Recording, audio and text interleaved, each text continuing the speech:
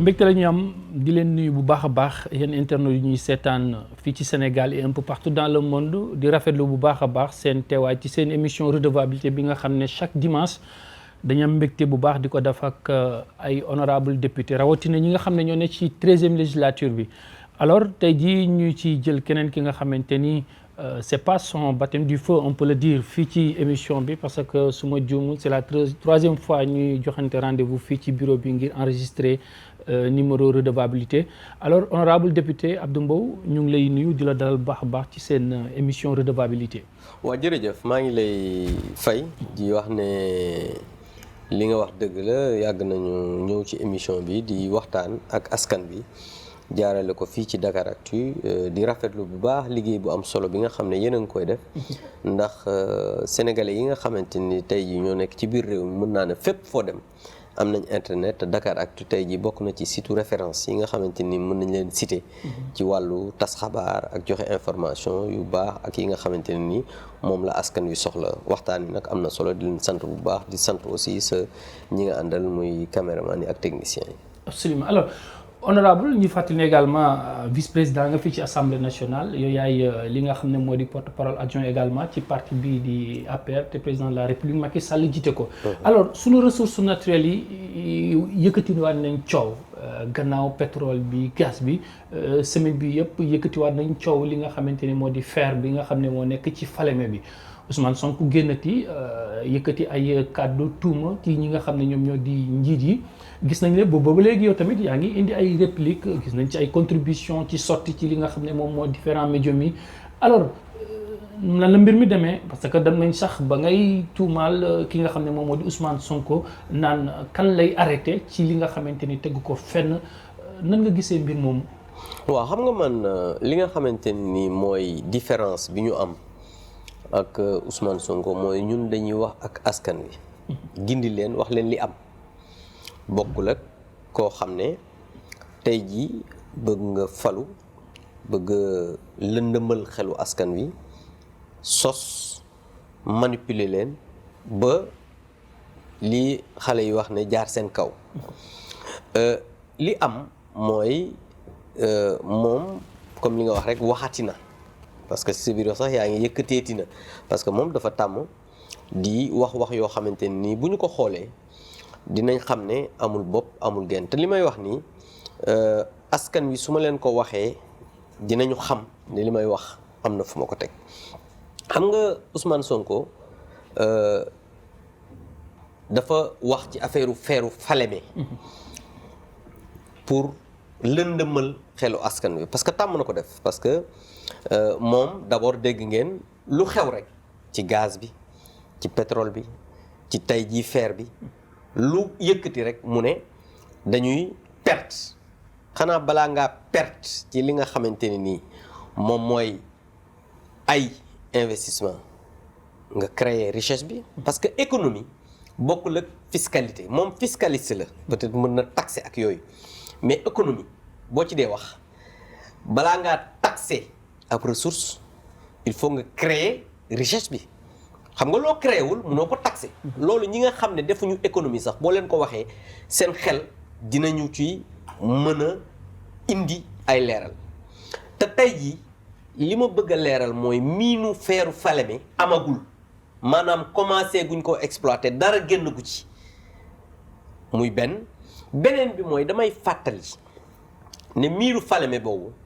moom lañ fi joxoon Kumba ressource te avant loolu 1933 la ñu découvrir mine bi 75 la étude faisabilité yi njëkk a génn 75 man mi juddooguma woon bi ñu paree ñu joxaat ko ñu jox ko Kumba ressource nga gis Kumba ressource bi Ablaye Wade ñëwee mu nangu mine bi en 2003 ñu jox ko ArcelorMittal ñoom ñu dem tribunal arbitral ñu condamné état du Sénégal mu war a fay 75 millions de dollars muy 150 milliards loolu bi mu amee président Macky Sall bi mu ñëwee mu ne balaa ñun ñu yóbbuwaat tribunal arbitral ñuy fayaat mu am des négociations ArcelorMittal fay li nga xam ñu état du Sénégal ak ArcelorMittal mu am fay boo xamante ni état du Sénégal fay na ko te loolu fi la ñu ko fekkoon te xaalis boobu ñu fay état du Sénégal dañu ko def ci ay loi de finances rectificative wax nañ ko fii à l'Assemblée nationale mu am traçabilité maanaam koppar yi ñu xam ne fii la jaar ñu woote ko ci ab loi ñu am traçabilité ba tey jii boo demee ci loi de finances rectificative yi ñu woote woon da ngay gis ne xaalis booba dugg na ci gafaka li nga xamante ni mooy Sénégal donc loolu moom mooy léegi mine bi Sénégal récupéré waat ko bi ko Sénégal récupéré mais mu am benn manifestation d'intérêt boo xamante ne Sénégal dafa wax ne dafa bëgg nag ñu ñëw investir ci mine bi te loolu société yi nekk Sénégal amuñu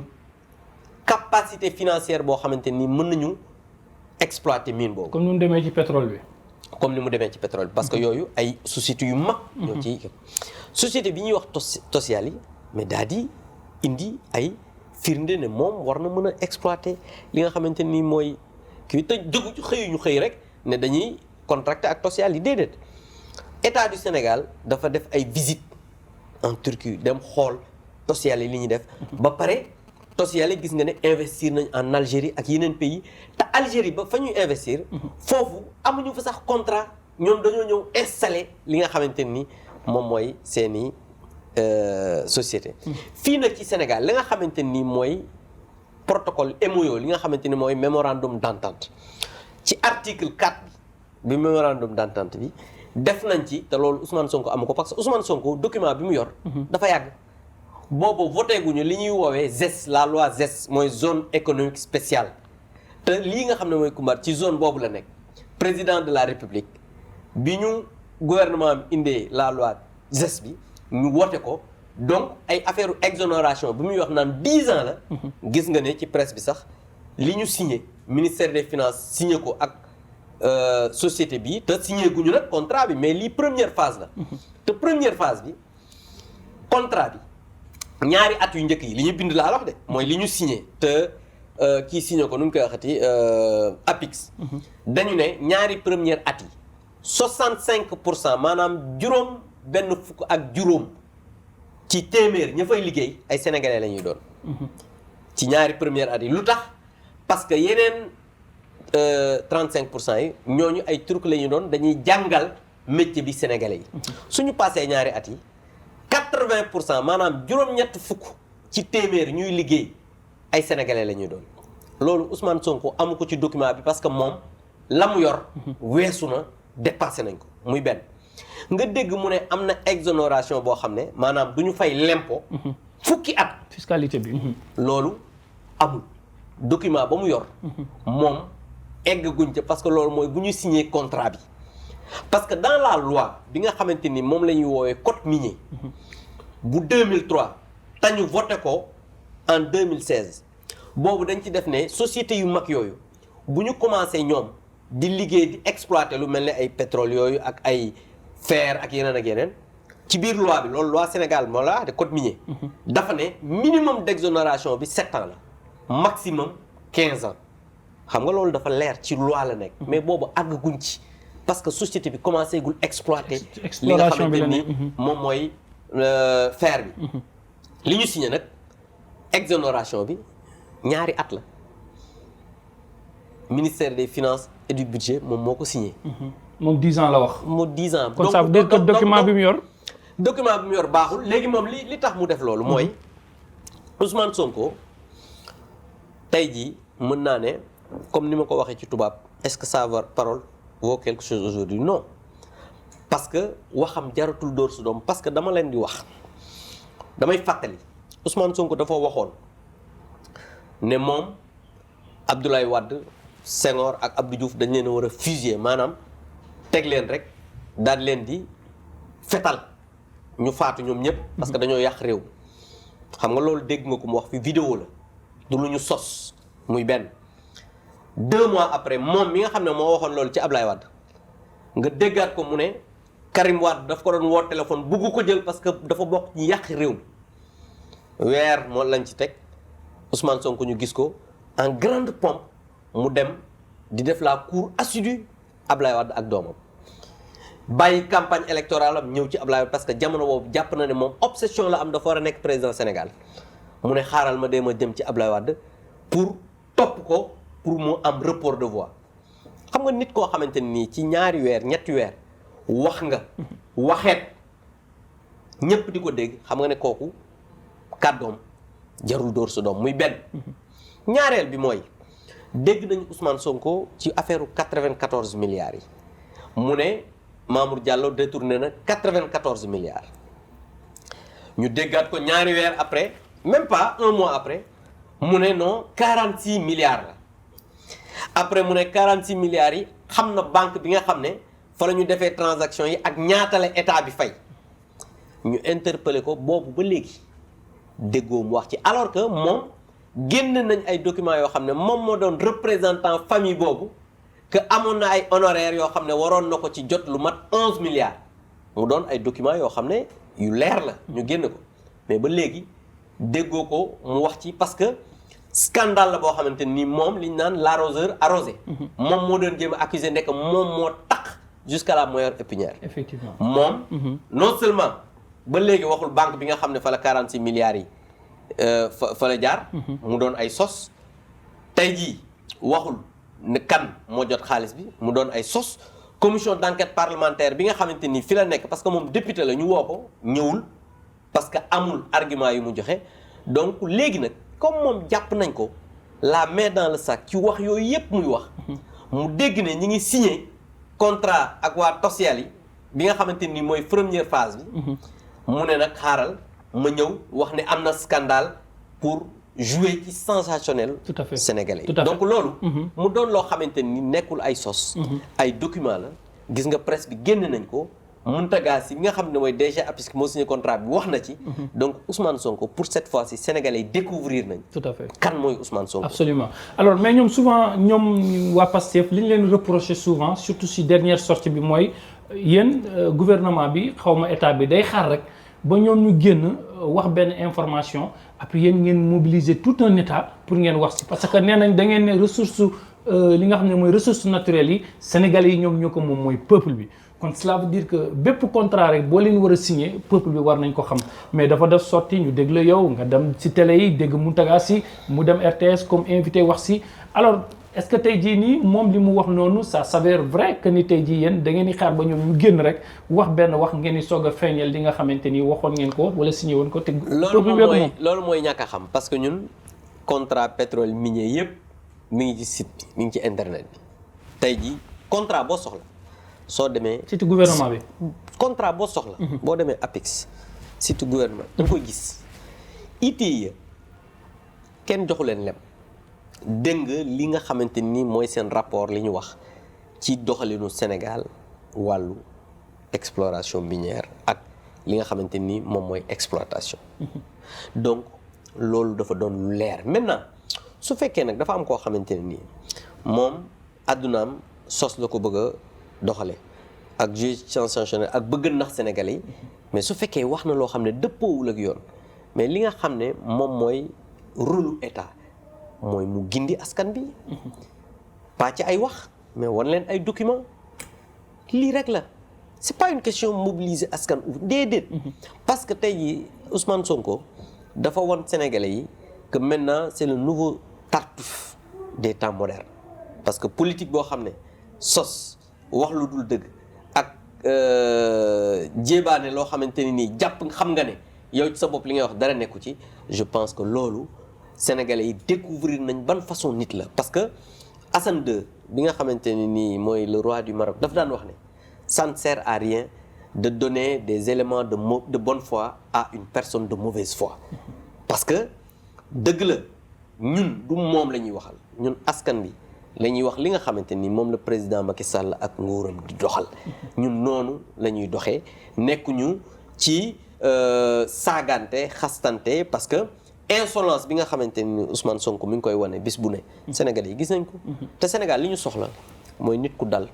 ku am yar ku respecter doomu aadama yi parce que ay valeurs yi nga xamante ni moom la ñuy partager dans ce pays dafa doon ay valeurs ngor fit ak jom mais nag dafa ànd ak li nga xamante ni moom la ñuy wax nit ku dal ak koo xamante ni mën na comprendre psychologie sénégalais yi parce que Sénégal dafa am une tradition bokkul ak yeneen dëkk yi parce que dafa am benn professeur bu doon wax ne on ne peut pas juger l'autre pour wax li nga ci en se référant à ses propres normes. Donc ñun dañu am ay cëslaay yoo xamante ne ni moom moo nekk fii ci biir réew mi. te sénégalais yi loolu la ñu soxla mais soxlawuñu nit koo xamante ni da nga bëgg am une obsession ne yow da nga war a falu ak lu mënti am. ba pare loolu nag nga boole ko di ne foog may sos foog may wax parce que gis nañ. yëpp yi mu wax muy Petro-Tim 94 milliards yi ba tey lii ci Falémé bi nag ci la feeñe parce que nag moo tax boobaak léegi xam nga boo leen musaan dégg suñu waxee benn prétendu scandale nit ñi éclairé rek nga gis ñu commencé mais boobaak léegi xam nga déggoo leen tout à fait parce que ñoom ci seen bopp xam nañ ne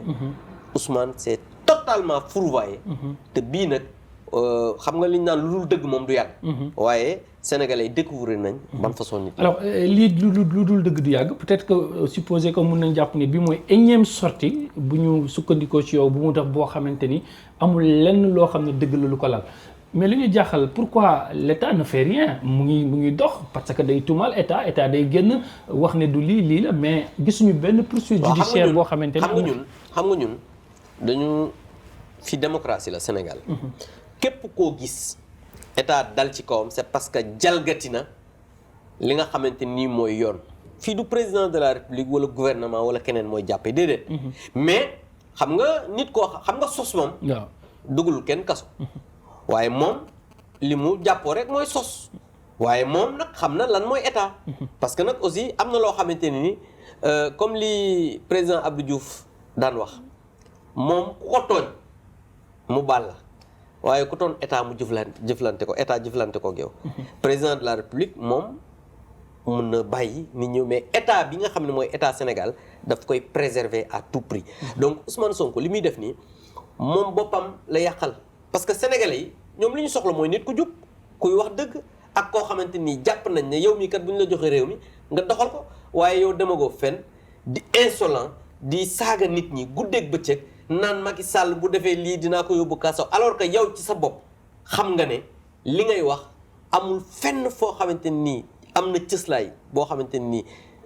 téye na ko je pense que kooku jarul lenn loo xamante nii war na tax ngay yàq sa liggéey wala ngay mobiliser ci leneen parce que Ousmane Sonko wax dëgg yàlla fi mu toll nii moom mën nañ ko bàyyee ak askan bi parce que askan bi ñoo jugé te xam nañ fi mu toll nii ban façon nit la. alors moment bi ñuy tourner émission bi yéen a ngi ci gouvernement bi mu ngi ci vacances parlementaires également yéen a ngi ci vacances comme ni leen ko règlement intérieur bi nga xam ne moo nekk assemblée maye. n'empêche que fekk nañ la sa bureau tourner ak yow. alors président de la république mu woon ca Biarritz bokk na sax ci sommet bi nga xam ne te mooy sommet G7 bi nga xam ne ci la pays européens yeeg ñi nga xam ne ñoo nekk Amérique doon amal mais jamono ji nga xam ne réew mi mu ngi ci taw bu bëri mbënd bi ñu ngi koy wax alors est-ce que c'est normal selon vous en tant que élu yéen ñu gis leen ci vacances est-ce que tey jii nii gënul woon a baax ngeen nekk au chevet des populations surtout ñi nga xam ne ñoom ñoo dëkk ci dans les zones non aedificantes yi. waaw xam nga aussi il faut ñu leeral benn mbir. ñun du règlement intérieur mais xam nga constitution Sénégal dafa wax ne li ma lay wax nii loi la. loi constitution bi nga xam ne référendum lañ ko wootee dafa wax ne li nga xam ne mooy session wu assemblée nationale c'est une session unique de 9 mois assemblée nationale. maanaam benn session la boo xam ne 9 mois la dafay ibbi ci première quinzaine mois octobre tëj. ci plus tard 30 juin année ba ca topp loolu moo mës a nekk Sénégal. loi la constitution la. ñu indi ko ci loi indi ko ci règlement intérieur parce que règlement intérieur bu assemblée nationale c'est une loi organique. donc loolu moom fi la nekk mais terewul liggéey baa ngi dox. parce que comme ni nga ko waxee maa ngi nii sama bureau sama assistante gis nga ko léegi gis nga personnel bi ñi ngi liggéey taxul administration bi arrêté. dañuy continuer di liggéey muy beneen bi mooy aussi gouvernement bi. xam nga dañuy wax vacances dañuy le ministre de la communication le porte-parole du gouvernement bi nga xamante ni mooy madame Ndeye Tické Ndiaye Diop ma sœur avait fait un communiqué pour dire que dañu suspendre conseil des ministres yi pendant 1 mois. mais ministres yi ñu ngi liggéey. chaque jour nga gis leen sur le terrain li ñu war a def ñu ngi koy def président de la république bi nga xamante ni mi ngi woon ci Biarritz nekk ci TICAD. dafay liggéey. parce que Biarritz sommet G7 la woon TICAD sommet boo xamante ni la boo amoon ci Japon ñu ciy wax ay wàllu Afrique. donc moom mi ngi nekk ci liggéey gouvernement bi ñi ngi def li ñu war a def et comme ni nga waxee mbënd nangam Sénégal bu ñu waxantee dëgg. ak wax li nga xamante ni moo fi ne am na ay jamono avant 2012 ay 2005 ak yooyu wax dëgg yàlla. bu daan taw jamono jii ñi ngi tourné émission bi ci ndox mi nga jaar ñëw. maa ngi lay wax naan la tunnel Soumbédioune bi jaar nga fa waaye amul ndox. pourtant da daan am ndox mais loolu liggéey moo ko indi. tey jii boo demee dans la banlieue bu musaana taw benn yoon nit ñaa ngi ci école yi. nit ñaa ngi ci centre yi nit ñaa ngi ci abri provisoire yi kañ nga gëj a dégg loolu. kañ nga gëj a dégg ñu ne nit ñaa ngi ci école yi mais loolu liggéey moo ko indi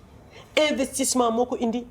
du ñàkk nag. am na yu des parce que dans les plus grandes démocraties àdduna dëkk yi gën a mag. da ngay gis mu taw ñu ne tali dagg na am na inondation kër yi naaw na nit ñi dee nañ ak yeneen mais am na yuy am ci ay France États-Unis ak yooyu gisagoo ko fii te ñu ngi ñaan yàlla mu bañ fi am. mais ndox nag bu wàcc bu bari il faut que mu taa am benn moment pour mu dem mais loolu li koy yóbbu dafa am liggéey boo xamante ni def nañ ko parce que président de la République bu ñëwee en 2012 dafa amoon benn programme boo xamante dafay régler les inondations dëgg la am na yu des mais tey jii boo demee ci banlieue bi wax dëgg yàlla. na mu doon mel soppeeku na. Ndakaaru bu musaana taw RTS ñetti fan kenn du fa jaar. tey jii taw na taw bu bari mais biir Ndakaaru nit ñaa ngi circuler. yow yaa ngi circuler. man dama circuler ñëw sama bureau. loolu li muy wane rek mooy am na liggéey bu am solo boo xamante ni gouvernement bi def na ko donc vraiment je pense que liggéey nag liñ naan xalangu dajul suuf. am na lu des président de la République mi ngi continuer ak son gouvernement. ñuy liggéey pour que loolu am yaa ngi gis jamono yi gis nga Dakar ñi ngi am politique bu am solo boo xamante ni bu désencombrement. tey jii am na espace yu bari boo fa demee da ngay gis ne am na coppite yoo xamante ni mi ngi commencé di am donc loolu mooy wane ne gouvernement bi li nga xamante ni war na ko def. ci liggéey mi ngi koy def ñun au niveau des parlements même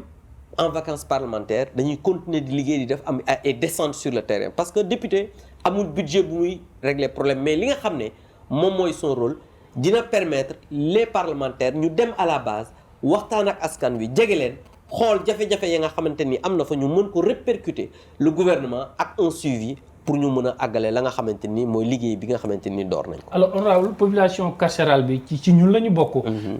même bu fekkee duñ wax sax partie intégrante lañ de l'autre côté mais jamono ji xew-xew yi nga xam ne ñoom ñooy am ci ñoom dafa doy waar la dernière en date mooy la mort de 2 jeunes hommes yi nga xamante ni ñu ngi naan pour électrocution yooyu noonu. est-ce que jotul tey ji plaidoyer bi surtout de votre côté yéen parlementaires yi. mu gën a kii parce que ñu ngi naan tey ji sax dañ doon wax dañu naan dañuy jaay fi nga xam ne moom moo di Rebeuss presque ça ne répond plus aux normes internationales ci li nga xam ne moo di prison yi. tey ji ñi fay décédé ay sénégalais lañ ci ñun lañ bokk est-ce que jotul tey jii nii ñu gën a alléger li nga xamante ni moom moo di situation yi nga xam ne ñoo fa ne wala créer beneen prison sax boo xam ne mën na leen mën a dimbalee ñu nekk foo xamante ni dinañ nekk dans des conditions yu répondre aux normes. mais absolument vous savez d'abord dama ni jaale ñi nga xamante ni mooy famille ñaari détenus yooyu génn àdduna parce que ay sénégalais lañ